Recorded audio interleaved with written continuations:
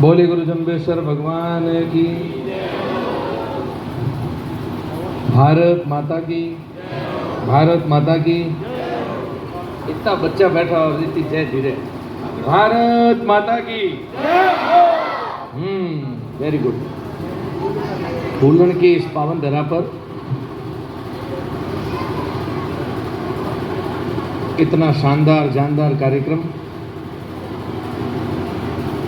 बहुत ही दिल से मनवार थी, ना कि कोई गुंजाइश नहीं थी। तारीखें जरूर बदली, लेकिन मेरा सौभाग्य है कि यहाँ पर आपके सबके बीच में उपस्थित हुआ। आज के इस कार्यक्रम में आपके लोक लाडले लगातार तीसरी बार के सिवाना के विधायक आदरणीय काकू हमीर सिंह जी, पार्टी के जिलाध्यक्ष बाबू सिंह जी अपने बीच इस कार्यक्रम में पधारे, जिला कलेक्टर सुशील जी, यहाँ की प्रधान साहिबा संतोष जी, सिणगारी जी अपने जिला परिषद सदस्य, मोहिनी जी सरपंच, आदरणीय सरपंच जनप्रतिनिधि जिन्होंने इतना मेहनत करके आज ये सबको यहाँ पर आमंत्रित करने का काम किया, भाई सोन सिंह जी, मेरे मित्र श्याम जी, यहाँ पर पधारे हुए एसडीएम साहब, बीडीओ साहब, सभी, भाई लादू जी, यहाँ पर सभी पधारे हुए जनप्रतिनिधिगण, सरपंच, सभी मौजूद बुजुर्ग, युवा साथी, माता बहनें और बच्चों, ये शानदार तो मौसम अभी आपने और हमने सब ने 78वां स्वतंत्रता दिवस मनाया। 2 वर्ष पूर्व आज़ादी का अमृत महोत्सव भी मनाया और देश में पहली बार, जो कभी भी नहीं हुआ, वो दिशा अपने को आदरणीय मोदी जी ने दी। पार्टी से ऊपर उठकर पूरे देशवासियों ने जो तिरंगा यात्रा निकाली, मोटर बाइक रैली निकाली, घर घर तिरंगा लहराया, घर तो घर, ऐसा कोई गुडाल बोलो, ढाणी बोलो, और कई तो खेलने माते भी तिरंगा लहराता हुआ नजर आया। आज बड़ा ही अच्छा तो उसका संदेश था, विश्व ने भी उसको बहुत सराहा। आप सबको जैसा कि पता है, बहुत लंबे समय से मेरा विदेश की धरती पर आना जाना लगा हुआ रहता था। खूब देशों में गया, उन देशों की घरों की बालकनी के अंदर अपने अपने देश के मैं झंडे सदैव देखता था। तब मन में एक विचार आता था, कभी ऐसा दिन हिंदुस्तान में भी आएगा कि अपने भी घर घर पर तिरंगा लहराएगा। और वो दिन सच भी हुआ। आदरणीय मोदी जी के नेतृत्व में तीसरी बार मोदी जी प्रधानमंत्री के रूप में देश में अपनी सेवाएं दे रहे हैं और अलग अलग जो नवाचार, अलग अलग जो देश की जो एक विकास की तीव्र गति आज मोदी जी के नेतृत्व में पकड़ी गई है। आज़ादी के अमृत महोत्सव मनाते वक्त उन्होंने 2047 का जो एक विकसित भारत का अपने को एक संकल्प दिलवाया, एक सपना दिखाया, एक लक्ष्य लिया कि आने वाले 2047 में भारत को विकसित बनना है। लेकिन वो विकसित बनने के लिए आप हम सब का सहयोग भी अपेक्षित है। गांव गांव, ढाणी ढाणी पर जब विकास होगा तभी तो भजनलाल जी ने जैसे अपना सपना संजोया है कि विकसित राजस्थान, तो प्रत्येक प्रदेश जब विकसित होगा, प्रत्येक गांव विकसित होगा, तभी तो मोदी जी का सपना 2047 में विकसित भारत होगा। तो इस कार्यक्रम के सिलसिले में इस मोदी जी की जो दिशा को लक्ष्य मानते हुए अपन सबकी बहुत बड़ी जिम्मेदारी बन जाती है कि अपने को उनका सहयोग भी करना है उनके उस सपने को साकार भी करना है। जैसा कि अभी एमएलए साहब आपको जिक्र कर रहे थे, खुद के विधानसभा क्षेत्र के कुछ काम भी बताया। मैं आपको कहना चाहूँगा कि इस बार का, आज तक देश आज़ादी के बाद में ये पहली बार राजस्थान प्रदेश में हुआ। आप कैमरे वाले इधर आ जाओ, पीछे माताओं बहनों को भी देखने दो। ये पहली बार हुआ कि 4,90,000 करोड़ का बजट, ये पहली बार हुआ है राजस्थान के इतिहास में। आप सबने देखा होगा कि विपक्ष के लोग 2, 5, 10, 15 लोगों ने तो खुली तारीफ ही मुख्यमंत्री जी की इस बजट की कर दी। 40-50 ऐसे भी थे जो हमको आगे कान में कह रहे थे कि बजट तो बड़ा शानदार दिया, लेकिन हमको यहाँ पर गीत उल्टे गाने पड़ते हैं, भाई काम तो बढ़िया किया है। बड़ा अचंभा उनको कि ये तो चुनाव के वक्त जो सदैव होता है उसी टाइप का बजट, ये प्रथम बजट कैसे इतना शानदार हो सकता है। बजट तो बजट, प्रभारी मंत्रियों को, प्रभारी सचिवों को अलग अलग जिले के अंदर जाकर के उस बजट घोषणाओं को कैसे जमीन के ऊपर जल्दी से जल्दी उतारा जाए, जिससे आमजन उसका लाभ उठा सके, उन कार्यों को जमीन पर उतार करके एक विकसित राजस्थान का कदम बढ़ाया जा सके। उसके लिए भी भजनलाल जी की जो दूरगामी सोच रही है, वो आज इस धरती पर, राजस्थान की धरती पर आपको बहुत जल्द वो सारे बजट घोषणाओं का लाभ आपको, हमको सबको मिलने वाला है। बालोतरा जिले की बात करूं, अभी मैं कलेक्टर साहब से भी पूछ रहा था, आंकड़े तो आप और हमको सबको पता है। आदरणीय अमीर सिंह जी जैसे जुझारू नेता है यहाँ पर, भाई अरुण जी, थोड़ा बहुत हिस्सा गुड़ामलनी विधानसभा का भी आता है, पहला तहसील। आपको जो सबसे बड़ी सौगात इस बजट में दी है, वो आदरणीय भजनलाल जी ने पेट्रोलियम हब, आप और हम आने वाली पीढ़ी कहाँ पर पहुंचने वाले हैं इस पेट्रोलियम हब। ये जो रिफाइनरी तो खुद में बहुत बड़ा विषय है, लेकिन इस पेट्रोलियम हब के अंदर कितने तरह के विश्व से उद्योग आने वाले हैं। आप लोग जो आज देश की जो दशा है, वो दशा इतनी बदलने वाली है कि आप लोगों को सबको एक से एक हट करके नए नए व्यवसायों के अंदर आप लोग भी उसका हिस्सेदार बन सकते हो, लेकिन बिल्कुल जागते और ताकते रहने की आवश्यकता है।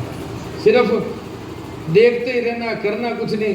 फूलन तो वैसे भी प्रवासियों का गांव है, व्यापारियों का गांव है, अलग अलग भिन्न भिन्न यहाँ पर भामाशाहों का गांव है।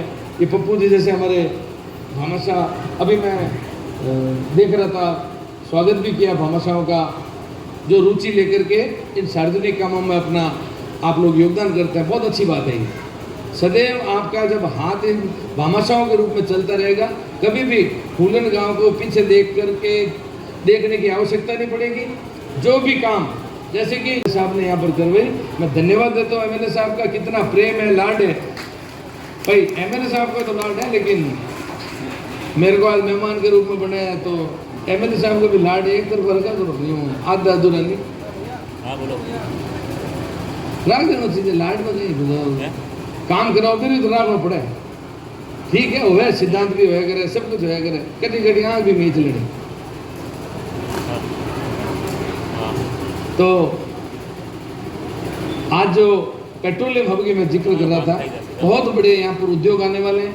अभी दिसंबर के अंदर राजस्थान के अंदर एक बिजनेस समिट है, उसके लिए भजनलाल जी, उप मुख्यमंत्री जी दिया जी, राज्यवर्धन जी, खूब सारे मंत्री और गवर्नमेंट ऑफिशियल्स देश और विदेश के अंदर इस राजस्थान को विकसित बनाने के लिए अलग अलग कितने उद्योग लेके आया जाए, उसके लिए प्रयत्नरत रहेंगे। दिसंबर के अंदर खूब सारे बड़े बड़े MOU साइन होने वाले हैं, और राजस्थान प्रदेश में पहली बार आप देखोगे इस धरती पर बहुत सारे अच्छे बड़े बड़े उद्योग आएंगे, जो कि आने वाली इस युवा पीढ़ी के लिए एक अच्छा भविष्य लेकर के आएगी। आपको आने वाले समय में इतना बता दूं, जो मोदी जी की दूरगामी सोच है, भजनलाल जी की दूरगामी सोच है, उसके अंदर आप और हम सब भागीदार बनने वाले हैं। आप और हम सब अलग अलग उन नवाचारों का फ़ायदा उठाने वाले हैं। इतना ही मैं आपको कहूँगा, जो कि आज के समय में सबको धीरे धीरे नज़र में आना चालू हुआ है। राजस्थान अब बहुत जल्द ऊंचे पावनदान के अंदर गिनती आने वाली राजस्थान की, चाहे वो 2027 तक अपनी खुद की बिजली बनाने में राजस्थान नंबर 1 रहेगा, चाहे वो स्टोन के मामले में रहेगा, मिनरल्स के मामले में रहेगा, चाहे वो पेट्रोलियम की दिशा पकड़ने जा रहा है, चाहे वो सेरामिक की दिशा बीकानेर में पकड़ने जा रहा है, मोरबी जैसे उद्योग, क्योंकि सारा मिनरल अपने यहाँ से जाता है, तो यहाँ पर दूसरा मोरबी कैसे बसाया जाए राजस्थान की धरती पर, इस दिशा में भी काम हो रहा है। 2 लंबे हाईवे आपके भी गाँव के पास में से जो लंबे भारतमाला और उधर दिल्ली मुंबई कॉरिडोर, इन लंबे हाईवे के पास में, क्योंकि उद्योग जगत को सफल बनाने के लिए सदैव आपको ट्रांसपोर्टेशन का ख्याल रखना पड़ता है। इन 2 लंबे हाईवे के पास में बहुत बड़े बड़े उद्योग आने वाले हैं। ये आने वाले समय में इन 5 साल के इस कार्यकाल के अंदर भी आप देखोगे जमीन पर बहुत सारे उद्योग आने वाले हैं। ये आने वाली आपकी पीढ़ी इसको याद रखेगी। जो मोदी जी की दूरगामी सोच रही है उसका अपन सबको सहयोग भी करना है। वैसे समय बहुत हो गया, बातें तो खूब है लेकिन समय की कमी है। पिछले वसुंधरा जी के कार्यकाल में जब आदरणीय देवनानी जी जो विधानसभा अध्यक्ष है, बहुत अच्छी शिक्षा नीति लेके आए। Modi ji national education policy वो लेकर के आए।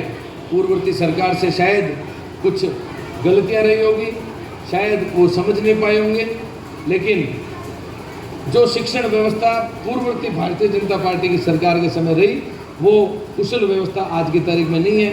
अभी भी मेरे पास एक पर्ची आई है अध्यापकों को लेकर। ये यहाँ की बात नहीं है, अभी सरकार बनी है और कुछ महीने आपको और इंतजार करना पड़ेगा। ये सारी जो आपकी दिक्कतें हैं सब दूर हो जाएगी। अभी खेल मंत्रालय के लेकर के भी चर्चा चली कि यहाँ पर कुछ बच्चों के लिए बॉक्सिंग इंडोर, भाई आपके तो इतने जुझारू MLA साहब आदरणीय हमीर सिंह जी ने थोड़ा भी पीछा लिया नहीं और इंडोर स्टेडियम आया नहीं।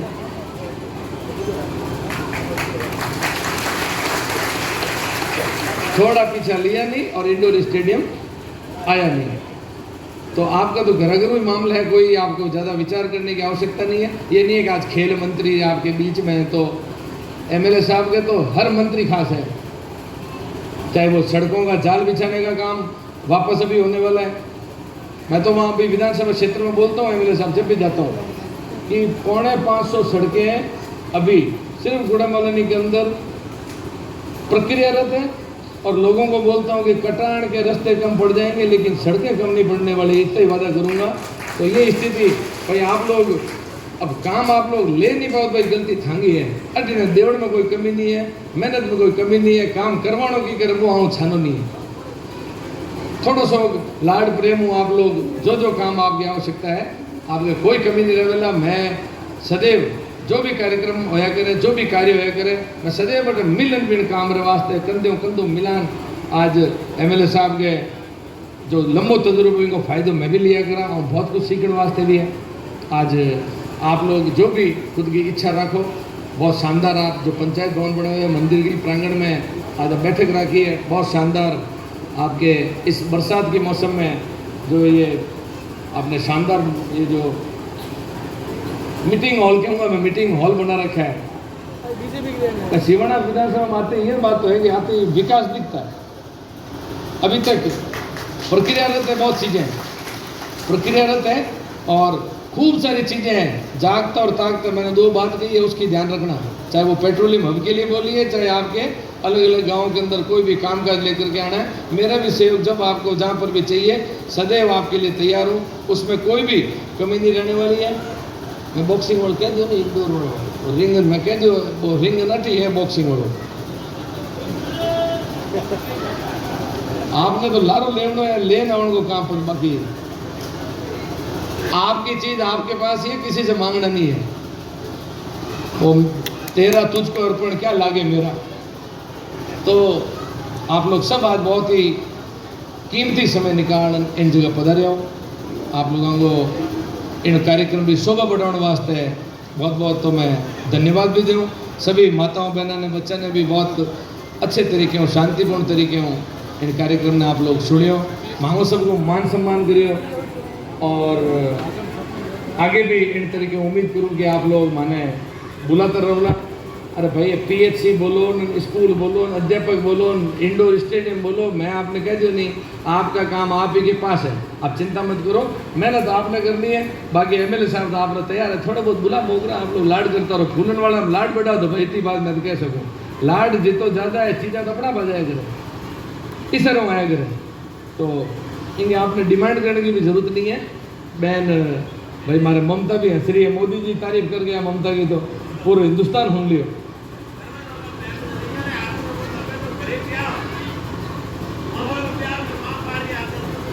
देख लो MLA साहब कह दियोगे महापुरुष नाली इन्होंने मामे को ब्याह, स्थिति तो आ है, तो आप लोग पूरा विश्वास रखो, विश्वास रखो, हर चीज़ होला आत्मविश्वास रखो, वो काम आप दूर नहीं जा सके, इतना ही वादो आपने मैं कर सकूँ आप लोगों के बीच में बिल्कुल। तो मारा मत डालियो, मैं तैयार हूँ, मैं बाहर थोड़ी हूँ बाहर, मैं तो कहूँ कोई मंत्री आप हमारे नहीं है, सब लोग आपको बड़ो सम्मान कराया करें।